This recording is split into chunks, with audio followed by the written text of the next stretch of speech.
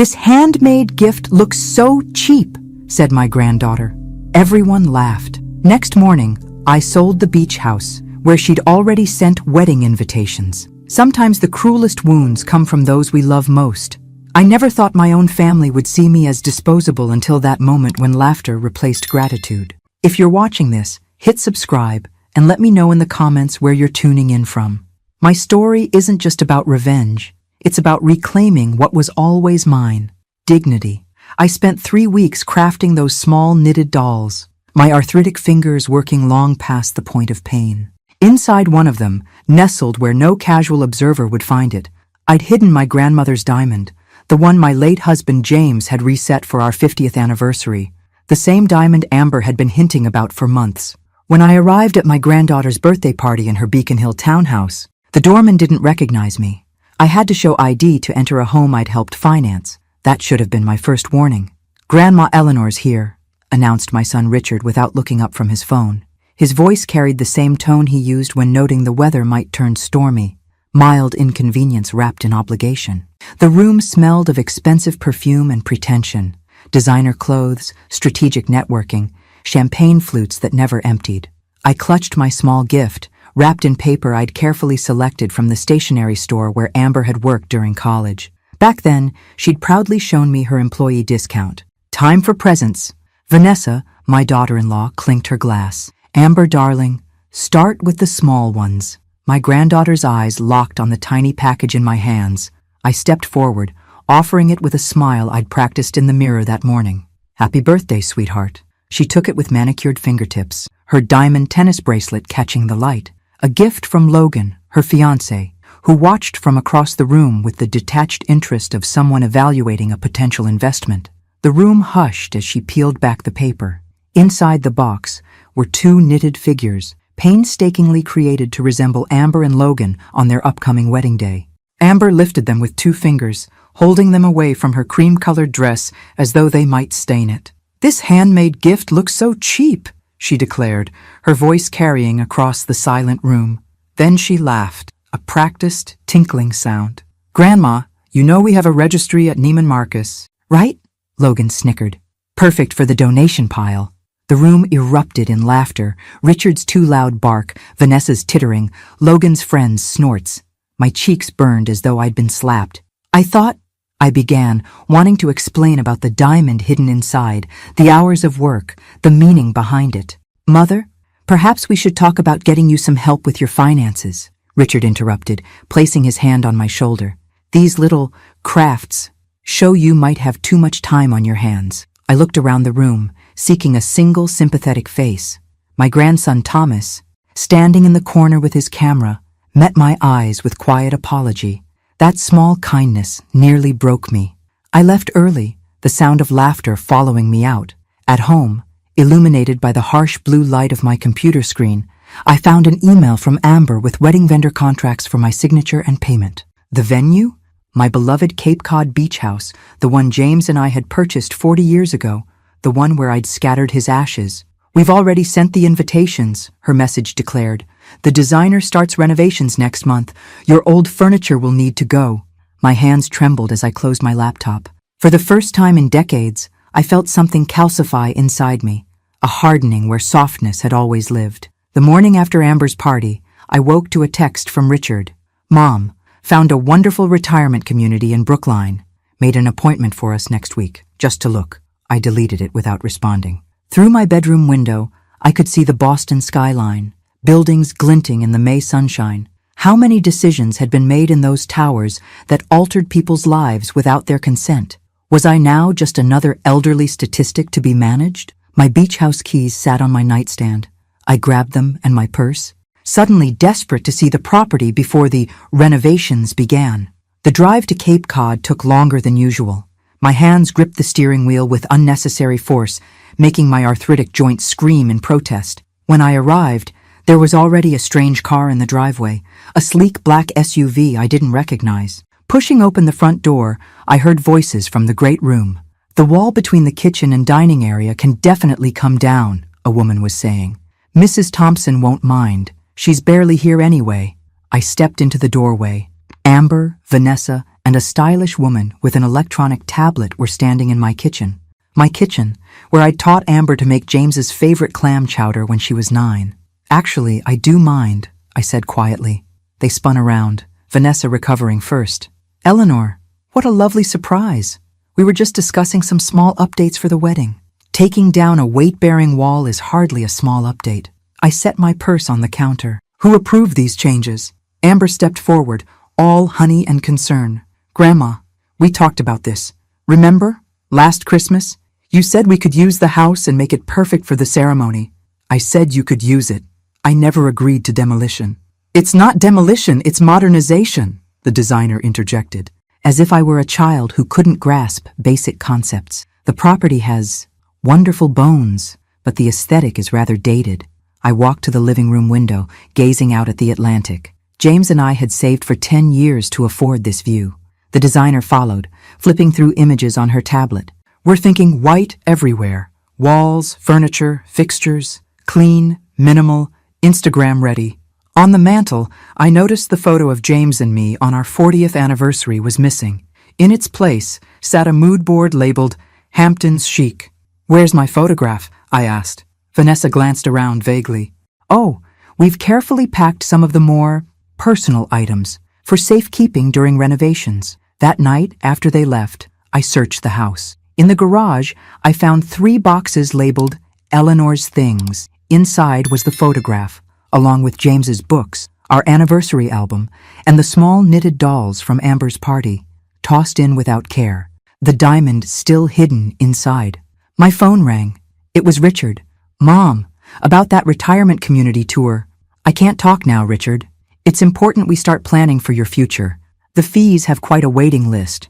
Vanessa and I were thinking, since the beach house will mostly be used for family events anyway, it might make sense to transfer it to a family trust, just for tax purposes, of course." His voice was smooth, rehearsed. I recognized the tone. He used it in court when leading a witness toward a predetermined conclusion. "I need to go," I said. As I hung up, I noticed a brochure on my kitchen table that hadn't been there that morning. "Seaside Retirement Living, where independence meets assistance." Someone had circled a floor plan in red marker with a note in Vanessa's handwriting. Perfect for Mom. They were already dividing my life into pieces, I realized, and I had been letting them. "Your blood pressure is concerning." "Eleanor," Dr. Matthews said, studying my chart through wire-rimmed glasses, "it's significantly elevated since your last visit. Any unusual stress lately?" I almost laughed. Where would I begin? With my granddaughter publicly humiliating me?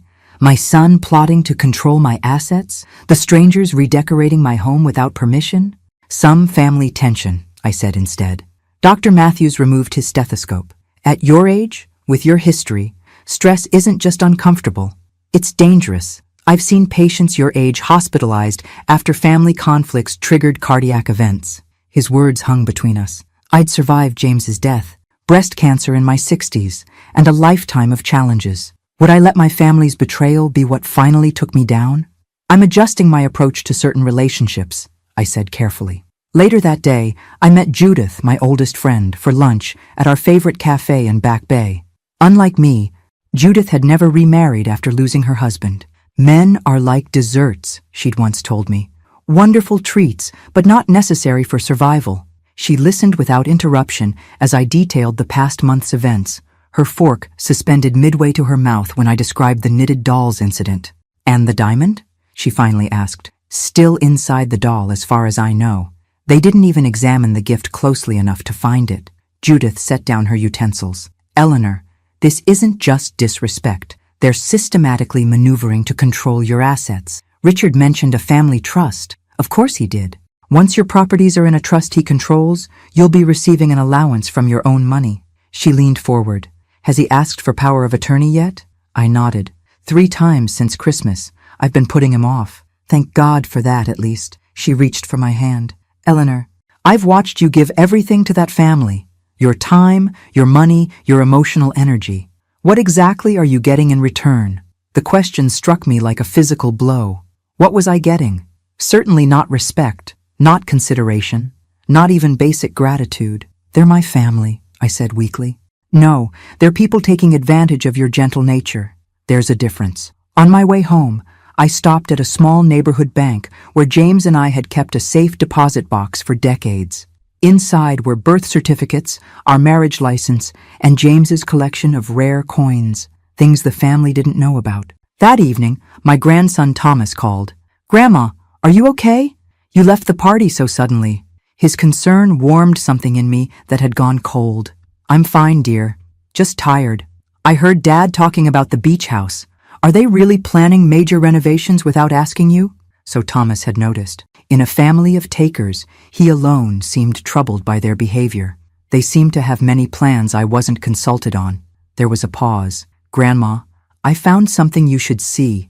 Dad left some papers in the printer at home. Financial statements. They don't look good." I gripped the phone tighter. "What kind of statements? Investment losses? Second mortgage notices? I think they may be counting on your assets to bail them out." As we talked, I pulled up my online banking. There had been 3 attempted logins from an unrecognized device in the past week. The pieces were falling into place. This wasn't just about a wedding venue or redecorating preferences. This was about desperation and opportunism disguised as family concern. That night, I couldn't sleep. I kept seeing Amber holding those knitted dolls between 2 fingers, her face twisted in disdain. The diamond inside might have paid for her entire wedding.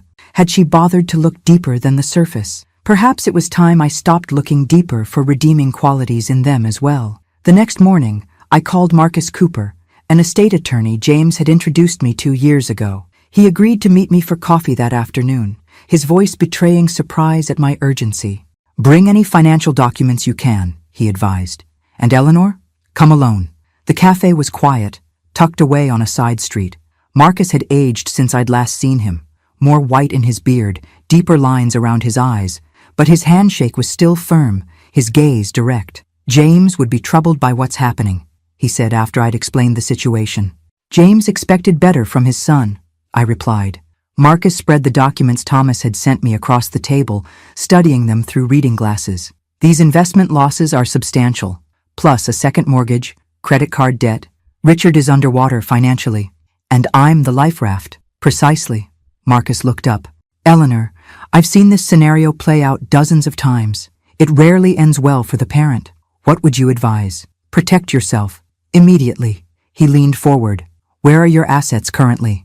I detailed my holdings: the Boston brownstone, the Cape Cod beach house, investment accounts, insurance policies. Marcus took notes, occasionally asking clarifying questions. "Who has access to these accounts?" "No one but me." "Keep it that way." He set down his pen. "And the properties?" "Both are in my name alone." James insisted on that. Marcus nodded approvingly. "Smart man. Now, about this wedding. It's in September. At my beach house, without my meaningful consent." He sat back, considering. "You have options, legal options, such as, it's your property, Eleanor. You could refuse to host the wedding." I imagined the family drama, the accusations, the potential health consequences Dr. Matthews had warned about. That would create significant conflict. "Yes," Marcus agreed, "but there are other approaches, more definitive ones." That single word, definitive, resonated. For months, I'd been reacting to their maneuvers, always on the defensive. Perhaps it was time for a more decisive response. "I'm listening," I said. Later that afternoon, I visited my bank and spoke with the manager about the attempted account access. She recommended additional security measures, which I implemented immediately. At home, I found a message from Amber about final approval for the wedding flowers, an $18,000 expense she expected me to cover. Next to it was a brochure for another retirement community, this one even further from Boston, with Vanessa's neat handwriting. More affordable option? My phone rang. It was Thomas. "Grandma, I think you should know. Dad's having dinner with your financial advisor tomorrow. He mentioned something about consolidating Mom's investments for better returns." I thanked him for the information, then called Marcus back. "I've made my decision," I told him. "I'd like to explore that definitive option we discussed. Are you certain? Once we begin this process, I'm certain." I gazed out my window at the Boston skyline. It's time I stopped being a passenger in my own life. That night, for the first time in weeks, I slept deeply and without interruption. In my dreams, James was there, nodding his approval as I finally stood my ground. "What exactly are you looking for?" Jennifer Maxwell asked. Her real estate portfolio spread across my dining room table. Her reputation as Boston's most discreet property agent had led Marcus to recommend her. A buyer who can close quickly and values privacy, I replied. For the Cape Cod property, she raised an eyebrow. Waterfront in that area typically sits on the market for... I understand the normal time frame. This situation is different. Jennifer studied my face, seeming to grasp what I wasn't explicitly stating. I know a few potential buyers who've been looking for exactly that location. Private sale could expedite things considerably. How quickly? With the right buyer and proper motivation? Perhaps 45 days. Maybe less. I nodded. Perfect. That afternoon, I drove to Cape Cod alone. The beach house stood as it always had, a weathered gray cedar shake exterior that had witnessed 4 decades of family history. Inside, I walked from room to room, mentally cataloging memories. Richard learning to swim in the cove below. Thomas building elaborate sand castles at age 6. Amber's 16th birthday bonfire on the beach. In the master bedroom, I found more evidence of their plans. Fabric swatches for new curtains. Paint samples taped to the wall. A floor plan showing my personal space reconceived as the bridal suite. On the bedside table, a stack of wedding magazines had replaced my books. I sat on the porch swing James had built, watching waves crash against the shore. This had been our sanctuary. Now it felt like contested territory. My phone buzzed with a text from Richard. Mom, need to discuss important financial strategy. Dinner tomorrow? Bringing Vanessa and our advisor. I didn't respond. Instead, I called Jennifer. I'd like to proceed with listing the property. Immediately. 2 days later, Jennifer called with news. I have interested parties. A well-known tech entrepreneur and his wife. They're prepared to offer full asking price with a 40-day close if we can keep this entirely private. Tell them yes, I said without hesitation. Jennifer arranged for professional photographers to document the property the following day. I spent that evening removing personal items I couldn't bear to part with. Photo albums. James's collection of maritime books, the small wooden box containing some of his ashes. As I was leaving, Amber's wedding planner arrived, clearly startled to find me there. Mrs. Thompson, we weren't expecting you. She clutched her tablet nervously. I'm just measuring for the tent placement. No need, I said calmly. The wedding plans have changed. Changed, but Amber hasn't mentioned. She doesn't know yet. I drove home with a strange lightness in my chest. For the first time in months, I was taking action rather than simply responding to others' decisions about my life. The sensation was both foreign and familiar, like rediscovering a part of myself that had been dormant. That night, over dinner with Thomas at my Boston home, I shared my decision. You're selling the beach house? His fork paused midway to his mouth. Before the wedding? Yes. He set down his utensils. They're going to lose their minds. Probably, I agreed. But it's my property to sell. Thomas was quiet for a moment. You know what's strange, Grandma? I think I respect you more right now than I ever have, and I've always respected you. His words brought unexpected tears to my eyes. Thank you, Thomas. What about afterward? They'll be angry, especially Dad. I met his gaze steadily. I'm not responsible for managing their emotions. I've finally realized that. As Thomas helped clear the dishes, he asked the question I'd been anticipating. Is this because of what Amber said? About the gift? I considered my answer carefully. It's because of what that moment revealed, about how they see me, about what they value. I rinsed a plate, watching water spiral down the drain. Some realizations can't be unlearned, Thomas. Later, alone in my study, I received an email from Jennifer with the formal purchase offer. The closing date was set for exactly 1 week before Amber's wedding day. I signed the documents electronically, feeling the weight of decades lift from my shoulders with each click. Whatever storm was coming, I was ready to weather it. The first indication that my family had discovered my plans came at 11:23 p.m. when my phone erupted with notifications. 3 missed calls from Richard, 7 text messages from Amber, the last one in all capitals. Please tell me this isn't true! I silenced my phone and slept better than I had in months. Morning brought Richard to my doorstep, still in his running clothes, face flushed with exertion and anger. What the hell are you doing? He demanded as soon as I opened the door. Good morning to you too, Richard. I stepped aside to let him in. Coffee? I don't want coffee. I want an explanation. Jennifer Maxwell? A private sale? What were you thinking? I poured myself a cup, adding cream with deliberate slowness. I was thinking it's time to simplify my life. By selling our family beach house weeks before Amber's wedding, the wedding that's supposed to happen there, my beach house, I corrected gently. And yes, Richard ran a hand through his thinning hair. You can't do this. We've sent invitations, made deposits. The venue can't be changed now. Then I suggest you start looking for alternatives. His face darkened. This is about the birthday party, isn't it? Amber's comment? She was just joking. Mother, you're overreacting. I sipped my coffee, studying my son over the rim of the cup. This man who looked so much like James physically had none of his integrity. This isn't about one comment, Richard. This is about a pattern of behavior, yours included. What are you talking about? The retirement community brochures, the financial strategy meetings you've arranged without me, the unauthorized attempts to access my accounts. His expression flickered. Those were for your benefit. You're getting older. I'm old, not incapable. I set down my cup. And I'm certainly not senile, though I imagine that narrative might serve your purposes. Richard's facade cracked. Mom, please, I'm in trouble. The Westridge development failed. Investors are threatening lawsuits. If I don't find capital, so this is about money. I felt strangely calm, not about concern for my welfare. It's both, he insisted, but his eyes couldn't meet mine. How much do you need? His answer, a number with too many zeros, confirmed my suspicions. This wasn't about helping me. This was about saving himself. The sale closes in 5 weeks, I told him. The proceeds will go into accounts you don't have access to. You'd do this to your own family? To Amber? To me? I walked to the window, looking out at the city I'd called home for nearly 8 decades. You've left me no choice, Richard. You've shown me exactly how much respect you have for my autonomy, my wishes, and my place in this family. That's not fair. I turned to face him. Isn't it? When was the last time any of you asked what I wanted instead of telling me what I needed? His silence was answer enough. That afternoon, Amber arrived, her eyes red-rimmed, still wearing yesterday's clothes. Logan is freaking out, she said without preamble. His parents are mortified.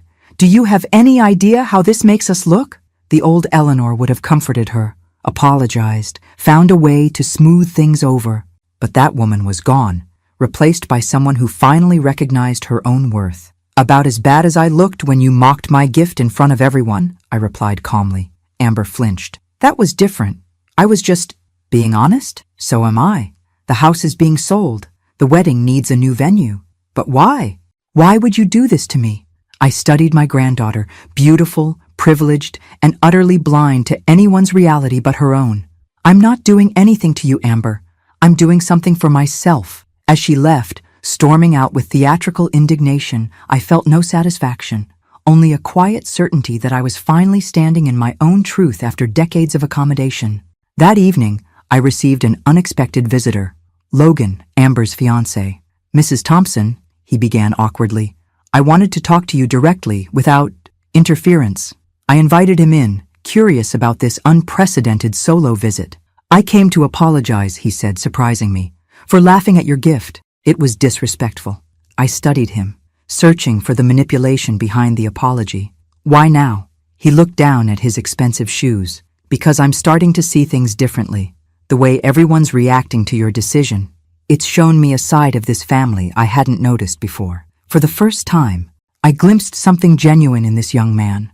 A recognition, perhaps, of the world he was marrying into. Careful observation is an undervalued skill, I told him. He nodded, standing to leave. For what it's worth, Mrs. Thompson, I think I understand why you're doing this. After he left, I called Marcus to confirm the sale was proceeding as planned.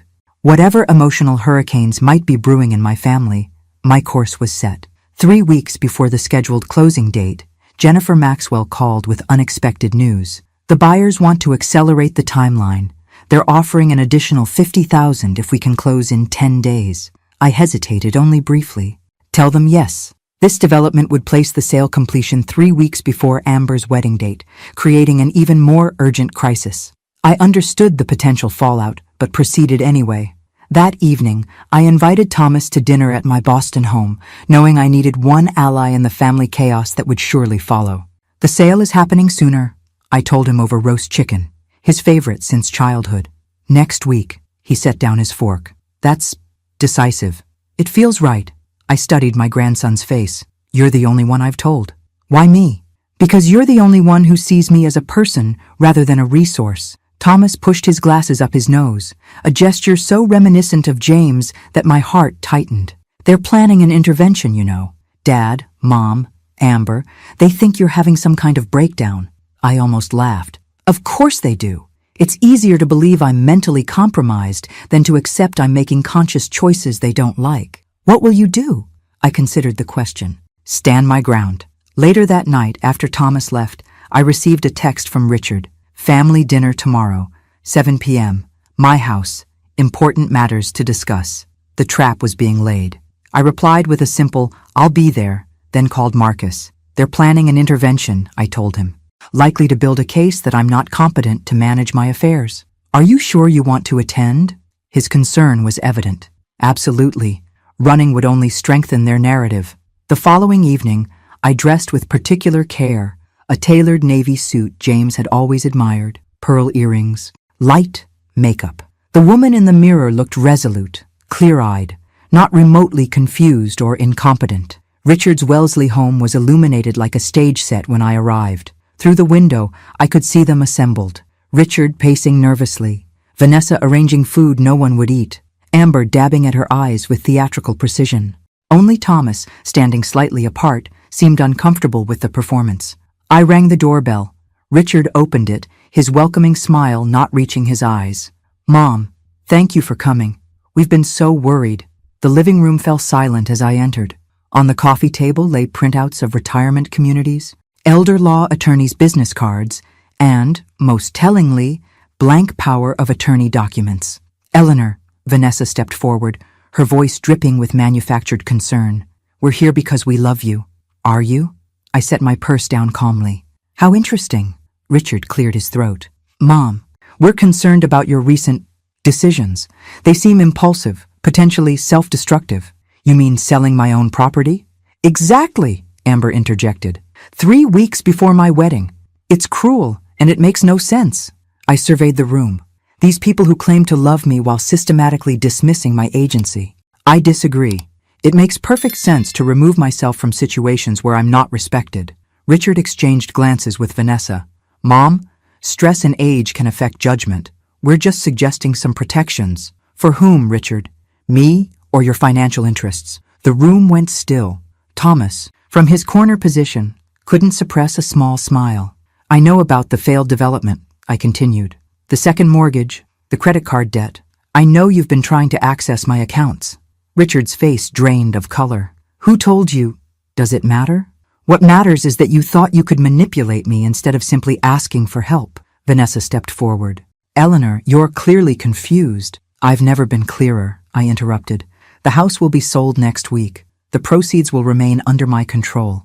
And this performance you've arranged? It only confirms I've made the right decision. I stood, gathering my purse. I've scheduled appointments with my doctor and my attorney tomorrow. Both will document my competency in case any of you are considering legal challenges. As I walked to the door, Amber called after me, her voice breaking. What about my wedding? I turned back one last time. What about my dignity? The silence that followed me out was more satisfying than any further argument could have been.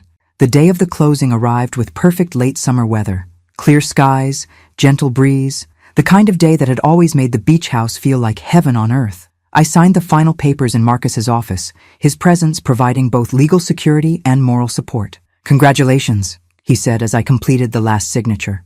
The wire transfer will be complete by end of day. I felt no triumph, only a strange mixture of sadness and liberation. 40 years of memories now belonged to someone else, but my future remained firmly in my own hands. As we left his office, Marcus hesitated. Eleanor, have you given any thought to where you'll live long-term? I have. Actually, I smiled at his surprised expression. I'm not without plans, Marcus. That evening, Thomas came for dinner at my Boston home. I handed him an envelope over dessert. What's this? He asked, opening it to find a check with his name. A gift for your photography business. His eyes widened at the amount. Grandma, this is too much. I can't. You can and you will. I reached for his hand. James always said you had an artist's eye. He would have wanted to support your passion. Thomas blinked rapidly. Does Dad know about this? No, and it's not his business. I sipped my tea. You're the only one who saw me. Thomas, the only one who bothered to look beneath the surface. Later that night, as expected, my phone exploded with notifications. The family grapevine had clearly spread news of the completed sale. Richard's voicemail was coldly professional. Mother, I'm disappointed you've proceeded with this reckless action. We need to discuss damage control immediately. Vanessa's message dripped with martyrdom. Eleanor, I hope you realize what you've done to this family. Amber is absolutely devastated. Amber herself sent 16 increasingly hysterical text messages, culminating in, "My life is ruined and it's your fault." I silenced my phone and slept peacefully. The following morning, I met with a real estate agent. Not Jennifer this time, but a woman specializing in properties for active seniors. We toured 3 condominiums in upscale buildings, all with security, amenities, and proximity to cultural attractions I'd long neglected. "This one has the best views," she said, as we stood in a corner unit on the 15th floor of a building in Cambridge, overlooking the Charles River. "And the security is exceptional, private elevator access only." I studied the space, open, light-filled, completely unlike my current home with its dark wood and historical constraints. "It's perfect." By afternoon, I'd made an offer. By evening, it was accepted. Richard arrived unannounced at my door just after 8 p.m., his expression thunderous. "You're buying property without consulting me? After everything that's happened?" I let him in, maintaining a calm I didn't entirely feel. "I wasn't aware I needed your consultation to choose my own home. That's not—" He stopped, visibly gathering himself. "Mother, I'm trying to help you." "No, Richard, you're trying to control me. There's a difference." He paced my living room, agitation evident in every movement. "The family is in crisis. Amber's wedding is in shambles. Logan's parents are threatening to withdraw their support entirely.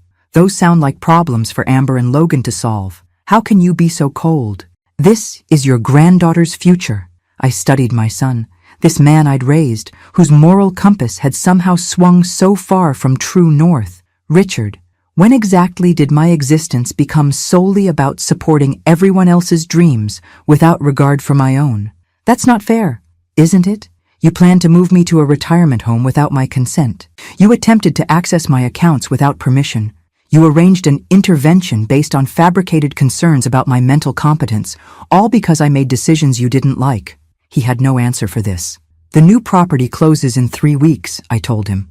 "I'll be downsizing considerably. You and Vanessa should come select any furniture or items you'd like before I arrange for estate sales. You're really going through with all this." It wasn't a question, but I answered anyway. "Yes, Richard, I really am." After he left, I stood at my window watching the city lights, feeling a strange mixture of grief and determination. I was losing my family, or perhaps more accurately, discovering they had never truly been mine to begin with. My phone chimed with a text from Thomas. "Just heard about Cambridge. Proud of you, Grandma. Need help packing?" At least one bridge remained intact among the burning ruins of my family relationships. It would have to be enough. Logan called off the engagement, Thomas told me over coffee at a small cafe near the Boston Common. September had arrived with unseasonable warmth, the park still green and vibrant around us. "I'm sorry to hear that," I said, and meant it. Despite everything, I hadn't wanted Amber to experience heartbreak. His parents got spooked by the family instability. That's what they called it. Thomas stirred his coffee absently. "Amber's devastated. Hasn't left her apartment in 3 days." I felt a twinge of guilt, quickly replaced by resolve. "This is unfortunate, but not entirely unpredictable. Dad's blaming you entirely." Of course he is." I watched a young couple pushing a stroller along the path outside. "It's easier than examining his own role in all this." Thomas hesitated. "Would you consider talking to Amber? Not to apologize, but I think she's really struggling." I considered his request. "I'll think about it." Later that day, I received a surprising call from Judith. "I ran into Amber at Bloomingdale's," she said without preamble. "She was returning wedding gifts. Eleanor, she looks terrible. Thomas mentioned she's taking the breakup hard. It's more than that. She looked broken, not just sad. When she saw me, she burst into tears right there in housewares. This image, my granddaughter crying among expensive tableware she'd no longer need, stirred something in me I'd thought permanently hardened. After ending the call, I sat for a long time in my study, looking at old photographs. Amber as a toddler, holding my hand at the beach. Amber at 10, proudly showing me her science fair ribbon. Amber at 16, rolling her eyes at something I'd said, but smiling despite herself. When had things changed? When had the affectionate child become the entitled adult who could publicly humiliate her grandmother without a second thought? And was I any better, using my power, financial and otherwise, to punish her in the most public way possible? These questions haunted me as I packed books into boxes, preparing for my move. The Cambridge condominium would be ready in 2 weeks. My Boston home had already attracted interest from several potential buyers, though I hadn't officially listed it yet. My phone rang again. It was Richard. "Mom, I know things have been difficult, but I'm asking you, professionally and personally, to call Amber. She's in a dangerous place emotionally. Is she getting help?" His hesitation spoke volumes. "She doesn't want to see a therapist. Says it would be admitting defeat. So like our family, appearance over actual healing. I'll reach out," I promised. That evening, I texted Amber, "Would you like to meet for coffee tomorrow?" Her response came instantly. "Why? So you can gloat?" "No, so I can listen." After a long pause, "Fine. Cafe Nero on Newbury, 2 p.m. I arrived early, selecting a quiet corner table. Amber appeared precisely at 2, dark sunglasses covering half her face despite the cloudy day. When she removed them, her red-rimmed eyes and pallid complexion confirmed Judith's assessment. "You look awful," I said, the words escaping before I could soften them. To my surprise, she laughed, a harsh, broken sound. "Thanks, Grandma. Always the straight shooter. I'm sorry, that was unkind, but accurate." She stirred her untouched coffee. "Logan's already dating someone else. Instagram official yesterday, 3 weeks after canceling our wedding." I winced. "I truly am sorry about that. Are you?" Her eyes met mine, challenging. "You sold the house where we were supposed to get married. You knew what would happen." "I knew there would be consequences," I acknowledged. "I didn't specifically predict this one." "Why did you do it? Was humiliating me really worth destroying your relationship with the entire family?" The question hung between us, demanding honesty rather than platitudes. "How did you feel when you opened my gift at your party?" I asked instead. She looked away. "I don't know what that has to—" "Please answer the question, Amber." She sighed. "Fine. I thought it looked homemade and cheap. I was embarrassed because everyone else had given me expensive things. And did you consider how I might feel when you said that publicly?" A flush spread across her pale cheeks. "Not really. Not until later. That's my answer then. I was tired of not being considered, of having my feelings, my preferences, my very autonomy treated as irrelevant to everyone else's plans." Amber's eyes filled with tears. "So you deliberately ruined my wedding to teach me a lesson?" "No. I sold my property because I finally recognized it had become more important to all of you than I was." I reached across the table, not quite touching her hand. "The house was a symbol, Amber. The real issue was that none of you saw me as a person anymore, just an asset to be managed, an obstacle to be navigated, or a resource to be exploited." She didn't respond, but for the first time, I sensed she was truly listening. "Did you know there was a diamond inside one of those knitted dolls?" I asked softly. "My grandmother's diamond from her engagement ring. I'd reset it for you." Her head snapped up. "What?" "If you'd looked beyond the surface, beyond what you immediately dismissed as cheap, you would have found something of genuine value." Tears spilled over. "I threw them away," she whispered. "The dolls. I threw them in the trash that night. The finality of it, the diamond lost forever, just like the relationships I'd once cherished, settled over us both. I think we've all thrown away things more valuable than we realized," I said finally. We parted without resolution, the air between us still heavy with hurt and missed connections. But something had shifted, a crack in the wall of mutual resentment that might, with time, allow light to filter through. My new Cambridge condominium felt like a fresh start. Floor-to-ceiling windows filled the space with light that my old brownstone had always lacked. Modern amenities replaced creaking stairs and temperamental plumbing. The building's security provided peace of mind I hadn't even realized I was missing. 2 weeks after moving in, I invited Thomas for dinner. He arrived with a bottle of wine and a small wrapped package. "Housewarming gift," he explained, handing me both. "Nothing expensive or fancy, just something I thought you'd appreciate." Inside the wrapping was a framed photograph he'd taken, the beach house at sunset, waves crashing against the rocks below, windows glowing with warm light from within. "It's beautiful," I said, genuinely moved. "When did you take this?" "Last summer. I always thought it captured something essential about the place." He glanced around my new home. "You seem lighter here, Grandma. Less burdened." "I feel lighter." I hung the photograph on a wall where morning light would illuminate it. It's strange how letting go of possessions can feel like gaining something rather than losing it. Over dinner, Thomas shared news. His photography business was gaining traction, with 2 gallery showings scheduled for winter. The investment I'd made was already bearing fruit. "Dad doesn't know yet," he admitted, "about the money or the career change. I'm waiting for the right moment." Sometimes the right moment never arrives, Thomas. Sometimes you have to create it. After he left, I sat alone in my new living room, watching city lights twinkle across the Charles River. My phone remained quiet. No frantic texts from Amber, no manipulative calls from Richard, no guilt-inducing messages from Vanessa. The silence felt both lonely and liberating. The following morning, I had my regular checkup with Dr. Matthews. "Your numbers are significantly improved," he noted, reviewing my chart. "Blood pressure down, stress markers reduced. Whatever changes you've made, they're working. I've simplified my life considerably. Sometimes that's the best medicine." He closed my file. "How are things with your family?" "Complicated. Distant, but truthful, finally." He nodded, understanding. "And how does that feel?" I considered the question. "Like removing a splinter that's been festering for years, painful, but necessary for healing." Later that week, I received an unexpected visitor, Vanessa. She arrived unannounced, dressed in the impeccable style I'd always associated with her, but something about her demeanor seemed different, less certain, more vulnerable. "Your new place is lovely," she said after an awkward greeting. "Very you, thank you. Would you like some tea?" We sat in uncomfortable silence until she finally spoke again. "Eleanor, I owe you an apology. Of all the things I'd expected, this wasn't one of them. Richard and I are separating," she continued before I could respond. "The financial issues, the stress of everything, it's been building for years. I'm sorry to hear that." "Are you?" Her smile was sad, but knowing. "We haven't exactly been kind to you."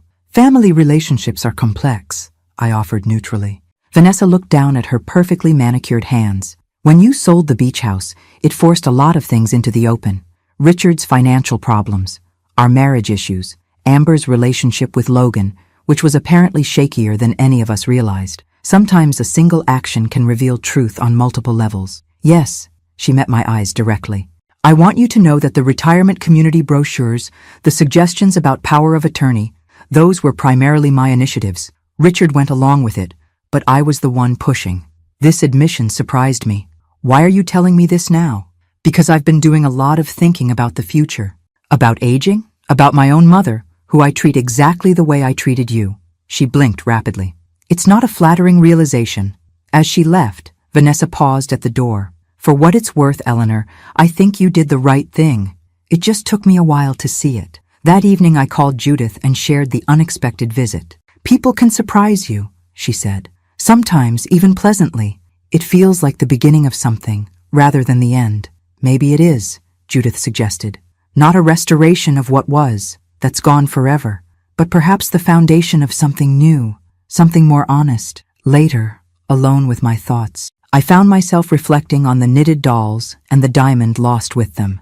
Perhaps the same was true of family relationships. Sometimes what appeared broken beyond repair could be rebuilt in a different form, possibly stronger for having been broken and mended. The diamond was gone.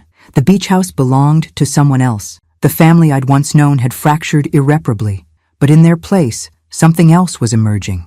Relationships based on truth rather than obligation, respect rather than manipulation, authenticity rather than appearance. It wasn't what I'd expected.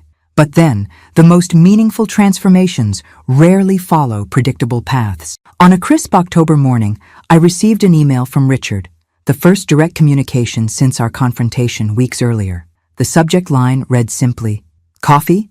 We met at a neutral location, a small cafe equidistant between our homes. Richard arrived punctually, dressed more casually than I was accustomed to seeing him. Jeans and a sweater instead of his usual tailored suit. "You look well, Mom," he said after ordering for both of us. "The new place must agree with you." It does. I studied my son's face, noting new lines of strain around his eyes. Vanessa mentioned you're separating. He nodded. It's been coming for a long time. The financial issues just accelerated the inevitable. I'm sorry. Are you? For your pain? Yes. For the end of a relationship that wasn't working? No. Richard smiled faintly. Always direct. Dad would be proud of how you've handled all this. The mention of James caught me off guard. I'd like to think so. Our coffee arrived, creating a natural pause in the conversation. Richard added cream to his cup with methodical precision. I've had to declare personal bankruptcy, he said finally. The Westridge development failure was worse than I initially admitted. More investors, bigger losses. I suspected as much. Yes, you always were observant. He met my gaze directly. I should have just asked for help instead of everything else. Yes, you should have. Would you have helped if I'd been honest from the beginning? I considered the question carefully. I would have listened. I might have helped, with conditions. But we'll never know now, will we? The weight of missed opportunities hung between us.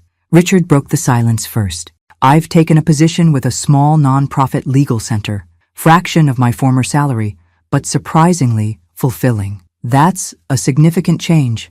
Necessary change. He sipped his coffee.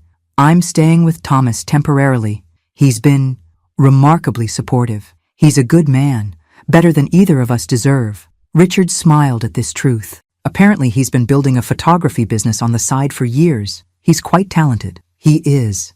I left it at that, not mentioning my financial support. Look, Mom. Richard set down his cup. I'm not here to ask for money or forgiveness or anything, really. I just wanted to acknowledge that I handled everything badly. Catastrophically badly. Thank you for saying that. I don't expect things to go back to how they were. Too much has happened. He hesitated. But I'd like to start something new, if you're willing. I studied my son, this flawed, struggling man who had caused me so much pain, but who still, despite everything, remained my child. I'm willing to try, I said finally. With boundaries, of course. Relief softened his features. That's more than fair. As we prepared to leave, Richard asked about Amber. Have you spoken with her recently? Not since our coffee meetup last month. He nodded. She's been through a lot. The canceled wedding, Logan's very public new relationship, losing her job. It's been a perfect storm. Is she getting help? I asked again. Finally, yes. Thomas convinced her to see someone. It seems to be helping. Outside the cafe, fall leaves swirled around us in the brisk wind. As we prepared to part ways, Richard reached out awkwardly for a hug, something he hadn't done in years. I allowed it, feeling the unfamiliar contours of this new relationship we were tentatively building. I miss the beach house, he admitted quietly. Not for the property value or as a wedding venue, just the memories. I do too, I said. But memories don't require ownership to be preserved. Back at my condominium, I found myself pulling out old photo albums. Images of decades at the beach house filled page after page. Birthdays, Thanksgivings, ordinary weekends made extraordinary by simple togetherness. I selected several photographs from Richard's childhood, building sandcastles, learning to swim, flying kites on the beach. I had them professionally framed and sent to his new apartment with a simple note. The most valuable assets can't be sold or transferred. They live within us. That evening, I received a text from Amber. Found something I think belongs to you. Can I bring it over tomorrow? She arrived the following afternoon, carrying a small paper bag. Her appearance had improved since our last meeting. Some color back in her cheeks, her posture less defeated. Nice place, she commented, looking around my new home. It suits you. Thank you. Would you like a tour? After showing her around, we settled in the living room, autumn sunlight streaming through the windows. I found these, Amber said, reaching into the bag and carefully withdrawing the knitted dolls I'd made for her birthday. They were in a box of things I'd set aside before. Everything happened. I took them gently, surprised by the emotion that welled up at seeing my handiwork again. I thought they were gone. I almost threw them away that night, she admitted. But something stopped me. She paused. You said there was a diamond? Yes, inside the female doll, in the heart area. With careful fingers, Amber examined the doll, finding the small, nearly invisible opening I'd created. She gasped softly as she extracted the diamond, a 1-carat stone that had been in our family for generations. It's beautiful, she whispered, All this time, sometimes value isn't immediately apparent, I said quietly. Sometimes you have to look deeper. Amber closed her hand around the diamond, tears filling her eyes. I don't deserve this. It was a gift. Gifts aren't about deserving. She placed the diamond and dolls on the coffee table between us. I can't take it, not after everything. But I needed you to know I found it, that I finally understood what you were trying to give me.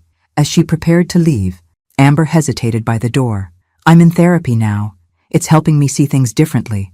About myself, about you, about everything, really. I'm glad. I'm not ready to talk about it all yet, she continued. But maybe someday? I'll be here, I promised. After she left, I held the knitted dolls, faded now, slightly squashed from their time in storage, but intact. The diamond lay beside them, catching the light in prismatic bursts. Some gifts, once rejected, can never be offered again in the same way. But perhaps new gifts, different ones, could take their place. I carefully returned the diamond to its hiding place inside the doll. Some treasures needed to remain hidden until the right moment, or the right recipient, came along. 1 year to the day after Amber's fateful birthday party, I hosted a small gathering in my Cambridge condominium. The guest list was selective. Thomas and his new partner Emily, Richard, alone but seeming content with that status, Judith, Marcus, and, most surprisingly, Amber, who arrived last, bearing a bouquet of fall flowers. Happy housewarming, she said, kissing my cheek. Belated, I know. My home, fully settled now, reflected my new life. Gone were the heavy antiques and somber paintings from the brownstone. In their place, comfortable modern furniture, vibrant artwork, some of it Thomas's photography, and large windows that welcomed light rather than shutting it out. Over dinner, conversation flowed more easily than I could have imagined possible a year ago. Richard spoke about his non-profit work with genuine passion. Thomas shared news of an upcoming gallery showing. Amber, quieter than her former self but more authentically present, mentioned her return to graduate school. Art history, she explained. What I was studying before I got distracted by everything else. After dessert, Thomas raised his glass. To Grandma Eleanor, who taught us all that it's never too late to stand up for yourself, and that true value isn't always visible on the surface, added Amber, meeting my eyes with a small smile. Later, as the gathering wound down, Amber pulled me aside to a quiet corner of the living room.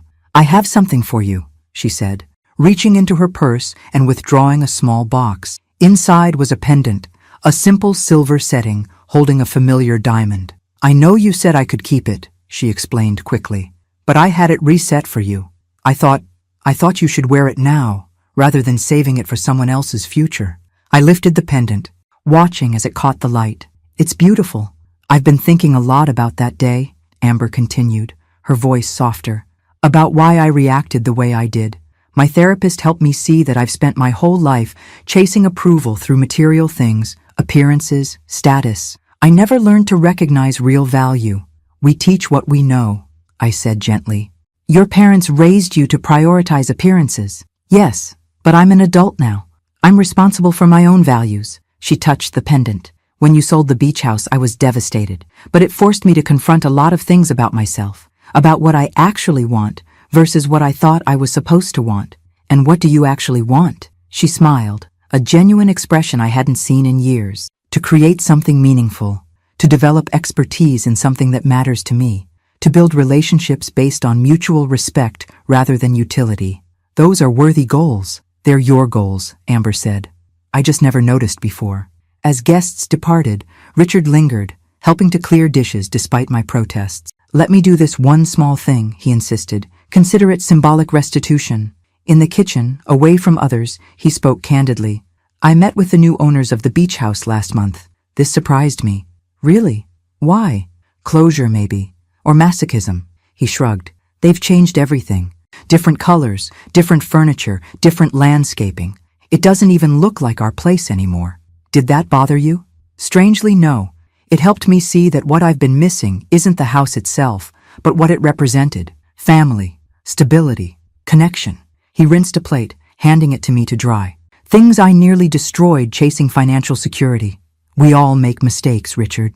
Some bigger than others. He smiled ruefully. But I'm learning. Slowly. After everyone had gone, I stood on my balcony overlooking the Charles River, the new diamond pendant cool against my skin. City lights reflected on the water's surface, creating rippling patterns of illumination against darkness. The beach house was gone. The family I'd once known had been irreparably altered. The relationships I'd taken for granted had been broken, examined, and partially rebuilt on new foundations. Nothing was the same. Everything was truer. In the reflection of my balcony door, I caught a glimpse of myself, straight-backed, clear-eyed, uncompromised. The woman looking back at me was neither the accommodating grandmother who'd knitted dolls with a hidden treasure, nor the wounded matriarch who'd sold a house to make a point. She was someone new, someone who had discovered, at 79, that boundaries weren't selfish, but necessary. That respect couldn't be purchased with property or possessions. That true family survived the stripping away of pretense and performance. I touched the diamond at my throat, a stone that had traveled a complex journey from rejection to return. Like me, it had been dismissed based on its initial presentation. Like me, its true value had eventually been recognized. Perfect timing, Judith had said when I called to tell her about Amber's gift. You needed to wear that diamond, not hide it away for someone else's future. She was right. The time for hiding my opinions, my needs, my authentic self, was over. From my balcony, I could see clear across the river to Boston's skyline. Somewhere over there stood my old brownstone, now occupied by a young family building their own memories within its walls. Further away, the beach house hosted new gatherings, new traditions, new stories. And here, in this unexpected chapter of my life, I was finally writing my own story, not as supporting character in someone else's narrative, but as the protagonist of my own. The diamond caught the light as I turned back toward my home. Not everything precious had been lost in the upheaval of the past year. Some treasures had been recovered, others, more valuable still, had been discovered for the first time. It wasn't the ending I'd expected. It was better, harder, clearer, more honest. It was mine. Thanks for listening. Don't forget to subscribe and feel free to share your story in the comments. Your voice matters.